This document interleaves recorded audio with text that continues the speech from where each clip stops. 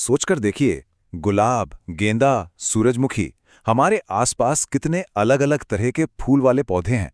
ये सब दिखने में तो एक दूसरे से बिल्कुल जुदा हैं, है ना?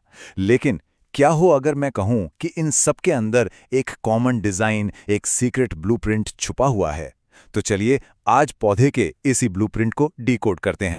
तो आज हमारा सफर कैसा रहेगा? सबसे पहले हम पौधे की पूरी बनावट को समझेंगे। फिर हम जमीन के नीचे यानी जड़ों की दुनिया में चलेंगे। उसके बाद जमीन के ऊपर तने और पत्तियों को जानेंगे और हाँ, फूलों के उस सीक्रेट कोड को भी क्रैक करेंगे। और सबके आखिर में एग्जाम के लिए जो सबसे जरूरी पॉइंट्स हैं उनका एक क्विक रिवीजन भी होगा।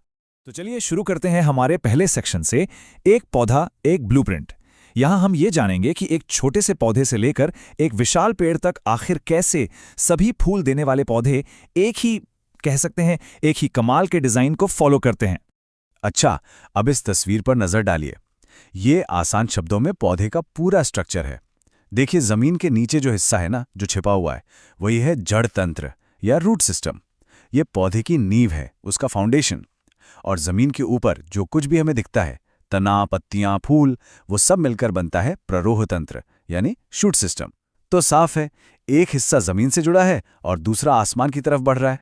तो पौधे के ये जो बाहरी हिस्से हैं, जैसे जड़, तना, पत्ती, इनकी बनावट, इनके स्ट्रक्चर की स्टडी को ही साइंस में कहते हैं मॉर्फोलॉजी या आकार की। अब सवाल उठता है, ये जरूरी क्यों है? ये इसलिए जरूरी है क्योंकि इसी के बेसिस पर साइंटिस्ट्स ये पहचानते हैं कि कौन सा पौधा किस फैमिली का है। बिल्कुल वैसे जैसे हम सरनेम से फैमिली पहचान लेते हैं। चलिए अब पौधे की नींव की पड़ताल करते हैं, यानी उसके जड़ तंत्र की। ये पौधे का वो छिपा हुआ आधा हिस्सा है जो हमें दिखाई तो नहीं देता, लेकिन पौधे की पूरी जिंदगी इसी पर टिकी होती है। लेकिन एक बात सोचिए, क्या सभी पौधों की जड़ें एक जैसी होती हैं? जरा गाजर और घास की जड़ों को इमेजिन कीजिए। क्या वो एक जैसी हैं? शायद नहीं। चलिए इसी फर्क को और अच्छे से समझते हैं।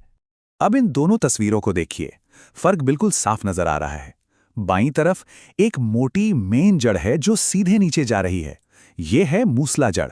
और दाईं तरफ तने के ठीक नीचे से ही बालों के गुच्छे की तरह ढेर सारी पतली जड़ें निकली हैं, ये है झकड़ा जड़। तो मूसला जड़ तंत्र में होता क्या है कि बीज से निकलने वाली पहली जड़ सीधी और मोटी होकर एक मेन रूट बना लेती है। फिर इसी मुख्य जड़ से छोटी छोटी साइड रूट्स निकलती हैं। सरसों का पौधा या गाजर इसके बेहतरीन उदाहरण है। और हाँ, ये पॉइंट एग्जाम के लिए जरूर याद रखिएगा।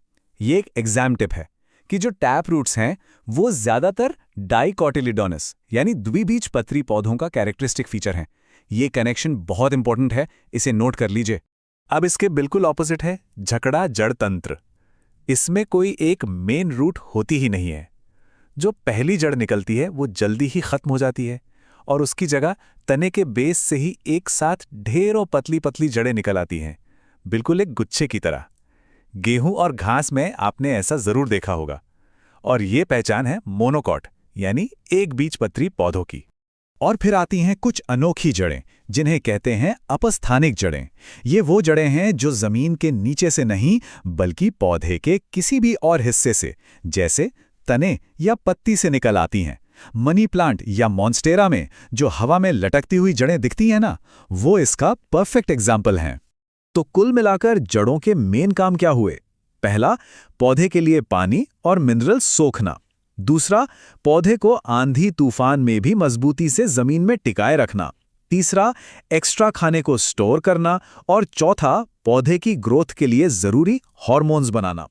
चलिए अब जमीन से ऊपर आते हैं और पौधे के उस हिस्से को देखते हैं जो हमें दिखाई देता है, यानी प्ररोह तंत्र। ये वो हिस्सा है जहां तना, पत्तियां और रंग बिरंगे फूल ये सब मौजूद होते हैं। प्ररोह तंत्र का जो मेन ढांचा है वो होता है तना। ये पौधे को सीधा रखता है और एक पाइपलाइन की तरह जड़ों से पानी और पत्तियों से खाना पूरे पौधे में पहुंचाता है। इसी तने पर लगती हैं पत्तियां जो पौधे की किचन होती हैं और धूप से खाना बनाती हैं। और सबसे आखिर में आते हैं फूल और फल जो पौधे की अगली पीढ़ी को आगे बढ़ाने यानी रिप्रोडक्शन के लिए सबसे जरूरी हैं। अब बात करते हैं पौधे के सबसे खूबसूरत हिस्से की, फूल की। देखिए, फूल सिर्फ सुंदर दिखने के लिए नहीं होते, वो असल में पौधे की रिप्रोडक्शन फैक्ट्री हैं।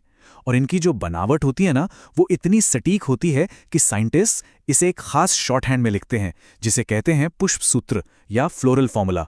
सच कहूं तो ये किसी सीक्रेट कोड को क्रैक करने जैसा ही है। अच्छा, इस जानकारी को दिखाने के दो तरीके होते हैं।